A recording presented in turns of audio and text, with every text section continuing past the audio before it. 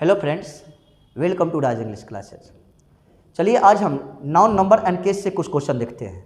और ये क्वेश्चन सभी कॉम्पिटिटिव एग्जाम्स के विद्यार्थी के लिए है और सभी कॉम्पिटिटिव एग्जाम्स के लिए है जो भी कुछ का भी आप तैयारी करते हो, चाहे वो बैंक हो, चाहे एसएससी हो, चाहे किसी और कॉम्पिटिटिव एग्जाम्स का हो। चलिए हम देखते हैं क्वेश्चन क्या है। तो पहला क्वेश्चन देखिएगा, Jaya Jyotsna went to friend's house and gave her 10 rupees note. अब ध्यान दीजिएगा, एक अपॉस्ट्रोफी एस आया, अपॉस्ट्रोफी एस के बाद नाउन चाहिए, वो कि दिया हुआ है और सेंटेंस पास्ट में है। और यहाँ ध्यान दीजिएगा, एंड के दोनों तरफ समान होना चाहिए, सेम टेंस होना चाहिए। तो इधर अगर सिंपल पास्ट है तो इधर भी सिंपल पास्ट है। तो एक भाग में एरर नहीं है, दूसरा भाग में भी एरर नहीं है, और देखा जाए तो तीसरा भाग में भी एरर नहीं है। चौथा देखते हैं, 10 रुपीज नोट कर रहा है। अब देखिए अंक आया है, अंक के बाद पुनः अंक आया है, तो इसको क्या होना चाहिए, सिंगुलर होना चाहिए। रुपीज कर रहा है, यहाँ रुपी होना चाहिए। एक डिटेल में समझते हैं, देखिएगा वाक्य में अंक आ जाए, अंक के बाद मापक आ जाए। जैसे वाक्य में अंक आ जाए 1 लिखते हैं, और अंक के बाद पुनः अंक आ जाए 1 5 लिखते हैं, और उसके बाद मापक आ जाए जिसको हम मापते हैं, तो रुपीज और नोट लिखते हैं। अगर सपोज कीजिए 15 रुपीज बोलेंगे और नोट बोलेंगे तो ये गलत हो जाएगा, क्योंकि वाक्य में अंक आया, अंक के बाद पुनः अंक आया, उसके बाद मापक आया, तो मापक ऑलवेज सिंगुलर होना चाहिए। तो होगा 15 रुपीज, रुपीज नहीं रुपी नोट। अब कहेंगे सर सिंगुलर होगा कि प्लुरल भाव लेगा, तो भाव ये सिंगुलर ही होगा, नोट है इसलिए सिंगुलर होगा। इज मिसिंग, ये तो पहले ही गलत है क्योंकि रुपीज नहीं रुपी होना चाहिए था, और ये सही है। लेकिन आप कहिएगा सर यहाँ नोट ना देके नोट्स देंगे तो नोट्स देंगे कैसे? तो देखिएगा, अगर वाक्य में ये नोट या नोट्स होगा, ये पहले वाले अंक के अनुसार होगा। अगर पहले वाला अंक सिंगुलर रहा तो सिंगुलर भाव लेगा, अब प्लुरल रहा तो प्लुरल भाव लेगा। अगर हम लिखते हैं 5 रुपीज, तो नोट नहीं क्या हो जाएगा, नोट्स, और इज नहीं आर मिसिंग।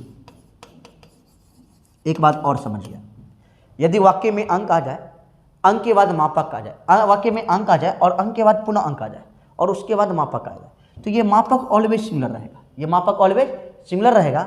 और जिसे मापा जा रहा हो वह पहले वाले अंक के अनुसार सिंगुलर या प्लुरल रहेगा। पहले वाला चूंकि अंक यहाँ पर 1 है तो नोट दिए हैं, लेकिन यहाँ देखिए 5 है तो नोट्स दिए हैं, और भाव का भी फैसला यही करेगा। अगर ये नोट्स है तो आर होगा, यहाँ पे नोट है तो एच होगा। जैसे एक और एग्जाम्पल लिखिए, अगर हम लिखते हैं 5 years old बॉय, तो ये गलत हो जाएगा। ए 5 years old बॉय नहीं होगा, होगा ए 5 year old बॉय। समझ में आया? एक और एग्जांपल लिखिए, अगर हम लिखते हैं ए 5 मेन कमिटी, तो ये भी गलत हो जाएगा। ए 5 मेन कमिटी नहीं होगा, वाक्य में अंक आया, अंक के बाद पुनः अंक आया, तो इसको सिंगुलर होना चाहिए, मापक ऑलवेज सिंगुलर रहेगा। ए 5 मैन कमिटी होगा। चलिए एक बार और समझाते हैं, क्योंकि बराबर ये एग्जाम में क्वेश्चन आते रहता है। यदि वाक्य में अंक आ जाए, अंक के बाद पुनः अंक आ जाए, तो मापक ऑलवेज सिंगुलर रहेगा। जिसे मापा जा रहा हो वह पहले वाले अंक के अनुसार सिंगुलर या प्लुरल रहेगा, जैसा रहेगा वैसा भाव लेगा। ज़्यादातर ये एग्जाम्पल को देख लीजिएगा, यही एग्जाम्पल से ज़्यादातर क्वेश्चन आते हैं। चलिए देखते हैं एग्जाम में क्वेश्चन क्या पूछा गया था। 10 रुपीज का रहा है, तो अंक आया, अंक के बाद पुनः अंक आया, उसके बाद मापा गया और उसके बाद उसका नाम जिसे मापा जा रहा हो, तो ये जो मापक है ये मापक ऑलवेज सिंगुलर रहेगा, रुपी होगा, रुपीज नहीं क्या होगा, रुपी होगा। ये ध्यान रखिएगा, रुपी होगा। और एक बात सिंपल बात, अगर रुपीज कब होगा, रुपी कब होगा, अगर दिक्कत है तो ये रूल याद कर लीजिएगा। अगर हम बोलते हैं आई हैव 10 रुपीज, तो ये सही है, आई हैव 10 रुपीज सही है। लेकिन अगर हम बोले I have a 10 rupees note, तो ये गलत हो जाएगा, सॉरी ये सही है। अगर हम बोले I have a 10 rupees note, तो ये गलत होगा। अगर सही होगा तो होगा I have a 10 rupee note. इसका मतलब आपको साधारण वे में देखना है कि आगे अगर नोट आएगा, आगे नोट आएगा तब पीछे रुपीज नहीं रुपी होगा। आगे अगर नोट आएगा तो पीछे क्या होगा, रुपीज नहीं रुपी देंगे। इतना बात जरूर ध्यान रखिएगा, क्वेश्चन आपका बन जाएगा। चलिए अगला क्वेश्चन देखते हैं। नेक्स्ट देखिएगा, लिखा हुआ है you find a lamp post at the front side of the institute. और भी कुछ होना चाहिए लेकिन क्वेश्चन में प्रिंट है, चलिए इसको देख लेते हैं। एक होता है फ्रंट साइड बोल रहा है, ध्यान दीजिएगा। फ्रंट मतलब होता है आगे का भाग। फ्रंट का मतलब क्या होता है? आगे का भाग। कभी भी फ्रंट के साथ साइड का प्रयोग नहीं कीजिएगा। फ्रंट के साथ अगर साइड का प्रयोग करते हैं गलत हो जाएगा। फ्रंट के साथ साइड का प्रयोग नहीं होगा, ध्यान रखिएगा। फ्रंट मतलब आगे का भाग। आगे देखिएगा next question, the teacher and the guardian appreciate Jaya walking early in the morning with a view to achieving normal health. यहाँ पर इस वर्ड को ध्यान रखिएगा, विद अ व्यू टू। देखिएगा साधारण तौर पर टू के साथ V1 ही लगता है। टू के साथ क्या लगता है? V1। लेकिन विद ए व्यू टू आएगा तो V4 लगेगा। लुकिंग फॉरवर्ड टू आएगा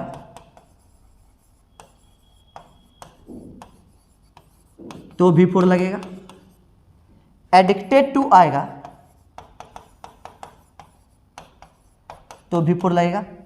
सब्जेक्ट आए इज एम आर या वाज वर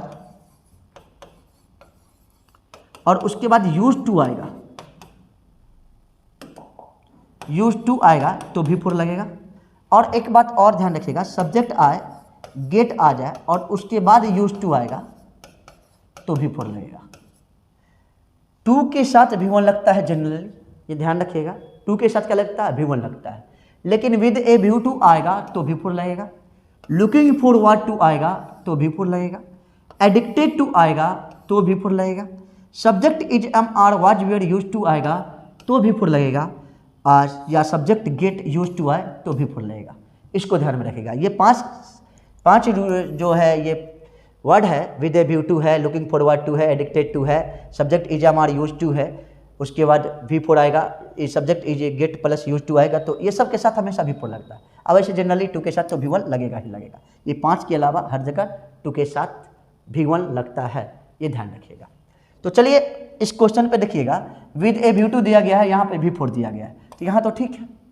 अब देखिए the teacher and the guardian appreciate, अगर एंड के द्वारा दो मान के चलिए जुड़ा हो, दो वर्ड जुड़ा हो और दोनों में दो आर्टिकल प्राप्त हो, दो पद जुड़ा हो और दोनों में आर्टिकल प्राप्त हो, तो प्लुरल समझ कर प्लुरल भाव देते हैं। यहाँ प्लुरल भाव है, अगर यहाँ पे एस लगा देता ना तो गलती होता, लेकिन एस नहीं लगाया गया है, इसलिए ये भाग भी ठीक है।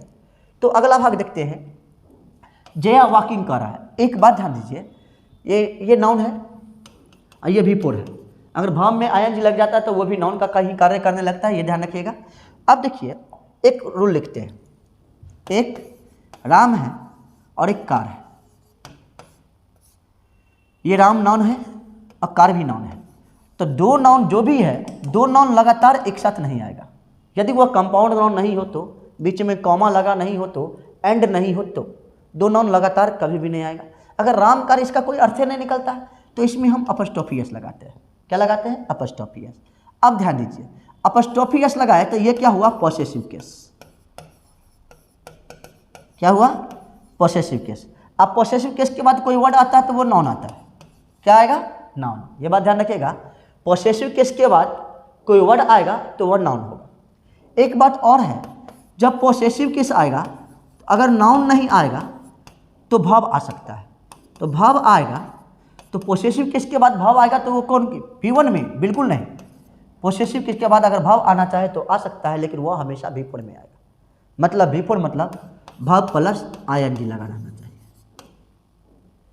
सब पॉसेसिव केस के बाद ऑलवेज नाउन आता है, लेकिन पॉसेसिव केस के बाद भाव आए तो वह आ सकता है, कोई दिक्कत नहीं है। भाव आएगा, लेकिन भाव जो आएगा वो V4 में आएगा, भाव का चौथा रूप में आएगा, इसलिए भाव में ING लगा रहना चाहिए। अगर हम लिखते हैं सलमान्स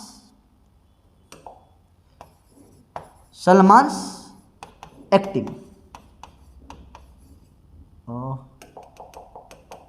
सलमान्स एक्टिंग, तो ये ठीक है, कोई दिक्कत नहीं है। पॉसेसिव केस का आया, V4 आया, ये सही है, कोई दिक्कत नहीं। तो ये बात आपको ध्यान में रखना होगा कि पॉसेसिव केस के बाद अगर V4 आएगा तो ठीक होगा, लेकिन V4 के पहले अगर दूसरा केस आया तो भी गलत होगा। पॉसेसिव केस के बाद V4, तो V4 के पहले जब भी प्रोनाउन आए तो वह पॉसेसिव केस में ही रहेगा। पॉसेसिव केस के बाद भी फोर, तो भी फोर के पहले जब भी प्रोनाउन आया वो पॉसेसिव केस में ही रहेगा, चाहे वो अपॉस्ट्रोफी एस लगा के हो या कोई भी और भी पॉसेसिव प्रोनाउन हो। जैसे योर राइट नहीं होगा, योर राइटिंग होगा। यू राइटिंग अगर लिखते हैं, सपोज कीजिए हम लिखते हैं यू राइटिंग, तो यू राइटिंग क्या होगा? ये तो सब्जेक्टिव केस है, ये भी फोर है, ये गलत हो जाएगा। क्या होगा? योर राइटिंग होगा, योर राइटिंग होगा। ये ध्यान में रखिएगा। पॉसेसिव केस के बाद नाउन आएगा, अगर वर्ब आना चाहे तो वह भी फोर में आता है, लेकिन पॉसेसिव केस के बाद भी फोर आएगा तो भी फोर के पहले भी पॉसेसिव केस ही होना चाहिए। ये दोनों बात आपको ध्यान में रखना होगा। अब देखिए क्वेश्चन पे देखते हैं। अगर हम लिखते हैं भी फोर वॉकिंग है तो इधर पॉसेसिव केस होना चाहिए, तो यहाँ पे ना नाम है जया है, तो जया का पॉसेसिव केस बनाएंगे तो क्या लगाएंगे? अपॉस्ट्रोफी एस लगाएंगे। क्या लगाएंगे? अपॉस्ट्रोफी एस लगाएंगे। चलिए नेक्स्ट क्वेश्चन देखते हैं। My son is reading Dinkar's and Nirala's poetries as a part of his syllabus. अब ध्यान दीजिएगा, माई सन है, सन सिंगुलर है, सिंगुलर वर्ब लिया गया है। इज ए मान के बाद अगर सेंटेंस एक्टिव में हो तो भी फोर ही लगता है, अगर भी वन देता तो गलत होता। दिनकर्स एंड निरालास पोएट्री, ये दोनों एंड की तरफ जुड़ा हुआ है, इसलिए दोनों में अपॉस्ट्रोफी एस लगेगा, कोई दिक्कत नहीं है। लेकिन दोनों का अलग अलग पोएट्री है तो यहाँ पोएट्रीज कर दिया है, ध्यान रखिएगा। लेकिन पोएट्री एक ऐसा वर्ड है, अगर हम लिखे पोएट्री तो ध्यान रखिए पोएट्री के बारे में समझिए, क्योंकि यह बार बार पूछा जाता है पोएट्री के बारे में। पोएट्री एक ऐसा वर्ड है जो अनकाउंटेबल होता है, और अनकाउंटेबल होने के कारण सिंगुलर होता है, सिंगुलर वर्ब लेता है। बहुत सारे लोग इसको पोएट्री को पोएट्रीज कर देते हैं। पोएट्री को पोएट्रीज कभी होना ही नहीं चाहिए। पोएट्री अनकाउंटेबल नाउन है, अनकाउंटेबल होने के कारण जो भी अनकाउंटेबल नाउन होगा ना उसमें एस लगाकर प्लूरल नहीं बनाएंगे। अगर हम लिखते हैं आई नो सम पोएट्रीज, तो ये गलत हो जाएगा, सही होगा आई नो सम पोएट्री। ये बात आपको ध्यान में रखना होगा कि पोएट्री अनकाउंटेबल नाउन होता है, अनकाउंटेबल होने के कारण सिंगुलर होता है, सिंगुलर वर्ब लेता है। अगर इतना बात ध्यान में नहीं है तो एक बात जरूर ध्यान में रखेगा, पोएट्री में कभी भी एस या IES का प्रयोग नहीं करेंगे। अगर पोएट्री को पोएट्रीज करेंगे गलत हो जाएगा, इतना ध्यान रखिएगा। पोएट्री कभी भी पोएट्रीज नहीं होगा। चलिए क्वेश्चन पे देखते हैं, तो यहाँ पे पोएट्रीज नहीं पोएट्री होगा। अगला क्वेश्चन देखते हैं। The same board is, same board singular है, सिंगुलर वर्ब इज के बाद भी दिया गया है, कोई दिक्कत नहीं। Used for chase as well as for drafts. अब देखिए तुलना हमेशा बराबरी वाले के साथ होता है। फोर के बाद जो है एज वेल एज तुलना कर रहा है, तो फोर के साथ कोई खेल का नाम है जो कि चेस है, और फोर के बाद यहाँ एज के बाद भी फोर के बाद ड्राफ्ट्स जो कि खेल का नाम है। इस वर्ड को ध्यान रखिएगा। एक वर्ड होता है DROUGST, इसका मतलब पता है सूखा होता है या अकाल होता है, और एक होता है DRAUGSTS, इसका मतलब होता है खेल। तो आप ध्यान रखिएगा, जब भी सूखा या अकाल की बात हो तो ड्राउट का प्रयोग करेंगे, और जब भी खेल की बात हो तो ड्राउट्स का प्रयोग करेंगे। ज़्यादातर एग्जाम में दोनों को उलट पढ़ करके क्वेश्चन दिया जाता है, इधर को उधर, मतलब ड्राउट की जगह ड्राउट्स कर देगा और ड्राउट्स की जगह ड्राउट कर देगा। लेकिन इसमें ऐसा बात नहीं है, इसमें खेल का ही बात दिया गया है, क्योंकि यहाँ भी चेस है खेल का नाम, यहाँ भी ड्राउट्स है खेल का नाम, इसलिए ये नो एरर होगा, सिंगुलर नो एरर होगा। आंसर ऑप्शन नंबर 5 होगा। नेक्स्ट देखिएगा, कह रहा है माय फ्रेंड, नेक्स्ट क्वेश्चन कह रहा है my friend went to Mumbai and spoke. ध्यान दीजिए सेंटेंस पास्ट में है, आगे भी पास्ट जाएगा। टू मुंबई एंड के दोनों तरफ समान होना चाहिए, दोनों सिंपल पास्ट है तो आगे स्पोक करा है, सिंपल पास्ट है। टू आ गया है, नाउन आया है गोविंदास द एक्टर्स सेक्रेटरी। अब ध्यान दीजिए गोविंदास द एक्टर्स सेक्रेटरी, अब इसको ध्यान रखना होगा। तो इसमें दो रूल होता है, एक तो अपॉस्ट्रोफी एस जब भी आएगा उसके बाद आर्टिकल का प्रयोग नहीं होगा, अपॉस्ट्रोफी एस के बाद आर्टिकल नहीं होगा। अगर लिखते हैं Ram's the pen, Ram's the pen, ये गलत हो जाएगा, राम्स द पेन तो ये गलत हो जाएगा, सही होगा राम्स पेन। ये ध्यान रखिएगा, कोई भी वर्ड हो अपॉस्ट्रोफी एस के बाद आने वाला कोई भी शब्द आर्टिकल नहीं लेगा, अगर लेता है तो गलत हो जाता है, पहला रूल। और दूसरा रूल आप ध्यान रखिएगा, सेंटेंस में 2 बार अपॉस्ट्रोफी एस नहीं आना चाहिए, अगर 2 बार अपॉस्ट्रोफी एस आया तो गलत होगा। लगातार 2 बार अपॉस्ट्रोफी एस कोई भी सेंटेंस में नहीं होगा, ये ध्यान रखिएगा। तो इसमें देखिए ये क्या होगा, अगर हम अपॉस्ट्रोफी एस देते ही हैं तो आगे द लगा हुआ इस भाग में गलती हो जाएगा, लेकिन अगर इस भाग में भी देते द हटा भी दे तो Govinda's actors house double apostrophe S आ रहा है, इसलिए इस भाग को न टच करते हुए इस भाग को हम टच करेंगे, इसमें अपॉस्ट्रोफी एस नहीं देंगे, इसलिए गोविंदा पे अपॉस्ट्रोफी एस नहीं लगेगा।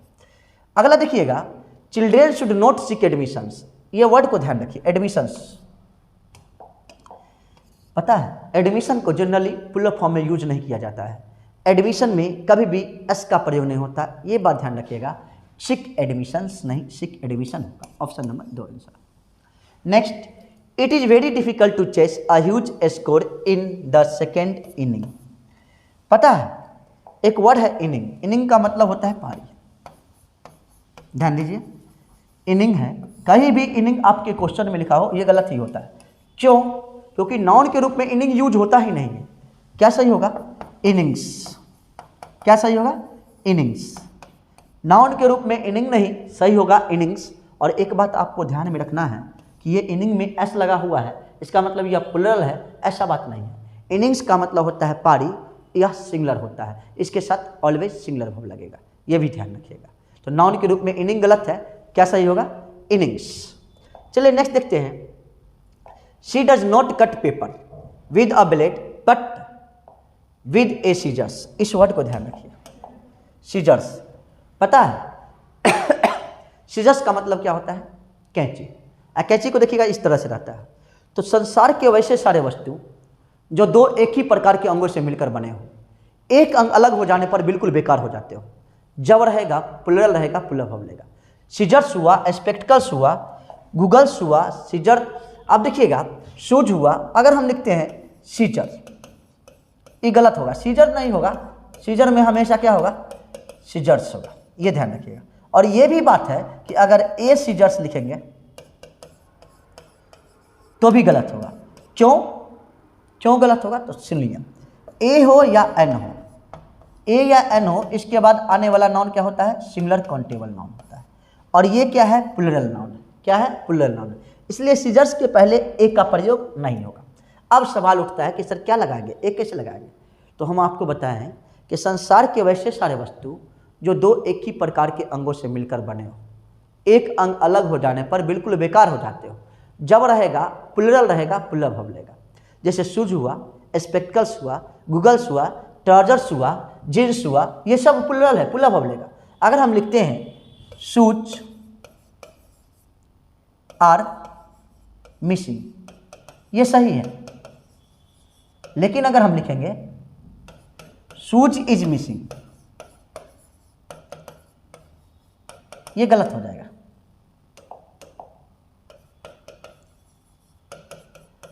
ये गलत हो जाएगा। लेकिन इसको अगर हम सिंगुलर बनाना चाहें तो बना सकते हैं, इसमें ए पेयर ऑफ जोड़ेंगे, a pair of shoes. Are missing बोलते हैं ना, तो भी गलत हो जाएगा। सही होगा a pair of shoes is missing. अगर इसमें ए पेयर ऑफ जोड़ देंगे तो सिंगुलर समझकर सिंगुलर वर्ब देंगे। अगर इसमें एक और बात जानिएगा, अगर मेनी लगा दिया तो पेयर नहीं पेयर्स होगा। पेयर्स ऑफ शूज इज नहीं, क्या हो जाएगा? आर मिसिंग, ये सही रहेगा। अगर मेनी न लगा के कोई निश्चित अंक आ जाए, जैसे 5 आ जाए, तो पेयर्स नहीं पेयर होगा। 5 पेयर ऑफ शूज इज नहीं, आर मिसिंग। अगर हम सीजर्स में भी ए लगाएंगे तो ए पेयर ऑफ सीजर्स बोलना पड़ेगा, नहीं तो ए हटा देंगे। सीजर्स में अगर ए लगाएंगे तो ए पेयर ऑफ सीजर्स बोलना पड़ेगा, नहीं तो ए हटा देंगे। इसको ध्यान में रखिएगा। एक बात और बता दे, संसार के वैसे सारे वस्तु जो दो एक ही प्रकार के अंगों से मिलकर बने हों, एक अंग अलग हो जाने पर बिल्कुल बेकार हो जाते हो। जब रहेगा प्लूरल रहेगा, प्लूरल वर्ब लगेगा। लेकिन इसी में ए पेयर ऑफ जोड़ दिया जाता है तो सिंगुलर समझकर सिंगुलर वर्ब देते हैं। जैसे इस एग्जाम्पल को देखिए, शूज आर मिसिंग सही कर दिए, लेकिन शूज इज मिसिंग गलत कर दिए। अगर सिंगुलर बनाना होगा तो a pair of shoes are missing गलत होगा, a pair of shoes is missing देना पड़ेगा। और अगर इसको प्लुरल बनाना होगा फिर से तो मेनी पेयर्स, अगर निश्चित अंक होगा तो फेयर होगा और निश्चित अंक होगा तो फेयर्स होगा। जैसे ये मेनी अनिश्चित अंक है तो फेयर्स दिए हैं और निश्चित अंक है तो फेयर दिए हैं, दोनों के साथ आने वाला भाव प्लुरल होगा, ये बात ध्यान में रखिएगा। तो चलिए इस क्वेश्चन को देखते हैं। यहाँ पे सीजर्स है, या तो ए पेयर ऑफ सीजर्स दे दीजिए या केवल एक को हटा दीजिए, बात खत्म। नेक्स्ट क्वेश्चन देखते हैं। I went to the house, ठीक है, पास्ट में है, कोई दिक्कत नहीं है। एंड फाउंड, दोनों तरफ सिंपल पास्ट है, कोई दिक्कत नहीं। The carts wheel was broken, ये भी पास्ट में है, इसमें भी कोई दिक्कत नहीं। इसका मतलब इसमें एरर है। देखिए द कार्ट्स व्हील कह रहा है और अपॉस्ट्रोफी एस, ये कार्ट्स व्हील है, ये निर्जीव है, और निर्जीव में कभी भी अपॉस्ट्रोफी एस लगाकर पॉसेसिव केस नहीं बनाया जाता है। निर्जीव में अगर पॉसेसिव केस बनाना होगा तो ऑफ लगाना पड़ेगा। जैसे गंगा का पानी, तो गंगास पानी नहीं होगा, the water of the Ganges होगा। क्या होगा? The water of the Ganges.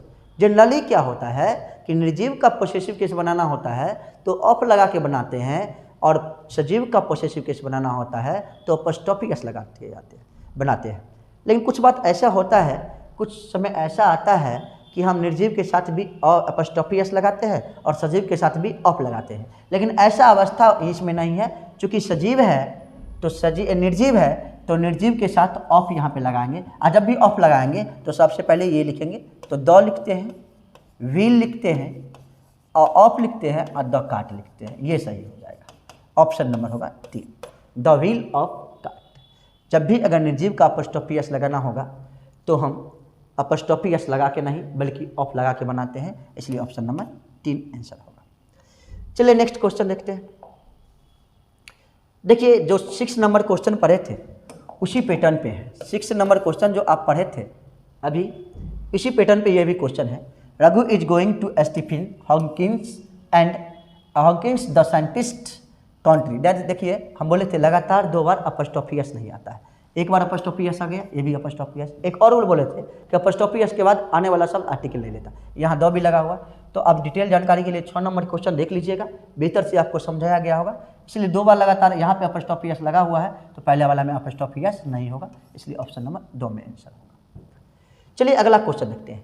Sachin Tendulkar has scored more than, यहाँ THAN लिखा हुआ, थोड़ा मिसप्रिंट है, इसको ठीक कर लीजिए। मोर देन 5000 रन्स, देखिएगा 5000 रन्स। अब एक बात समझिए, एक है स्कोर है, एक डजन है, एक 100 है, एक 1000 है, लाख है, करोड़ है, मिलियन है, बिलियन है, etc कोई भी। देखिएगा score, dozen, 100, 1000, lakh, crore, million, billion, अगर इसके पहले कोई भी अंक होगा ना तो अंतिम में एस नहीं लेगा। इसके पहले कोई भी अंक हो तो अंतिम में एस नहीं लेगा, और इसके पहले अंक नहीं हो तो अंतिम में एस अवश्य लेगा। अगर हम बोलते हैं 5000 पीपुल, 5000 नहीं होगा, 5000 पीपुल होगा। अगर हम लिखते हैं 500 पीपुल, 100 पीपुल, तो ये गलत हो जाएगा। अंक आया ना, ये अंक ही ना है, तो 100 किस बात का होगा? 500 पीपुल, ये सही होगा। अगर हम लिखते हैं 1000 ऑफ पीपुल, ये गलत हो जाएगा। 1000 ऑफ पीछे अंक है नहीं है, तो 1000 ऑफ पीपुल नहीं, क्या होगा? thousands ऑफ पीपुल, ये ध्यान में रखना होगा। एक बात और समझा देते हैं, स्कोर हो, डजन हो, 100 हो, 1000 हो, लाख हो, करोड़ हो, मिलियन हो, बिलियन हो, इसके पहले कोई भी अंक हो तो अंतिम में एस नहीं लेगा, और इसके पहले अंक नहीं हो तो अंतिम में एस अवश्य लेगा। 5000 नहीं, 5000 नहीं, 5000 होगा। 1000 ऑफ नहीं, 1000s ऑफ होगा। लाख ऑफ नहीं, लाख्स ऑफ होगा। ध्यान रखिएगा, पीछे अंक तो अंतिम में एस नहीं लेगा, और पीछे अंक होगा तो अंतिम में एस नहीं लेगा, और पीछे अंक नहीं होगा तो अंतिम में एस अवश्य लेगा। अब इस क्वेश्चन पे देखिएगा, कह रहा है 5000 कह रहा है, तो 5 तो एक अंक आया तो 1000 नहीं 1000 होगा। कोई दिक्कत?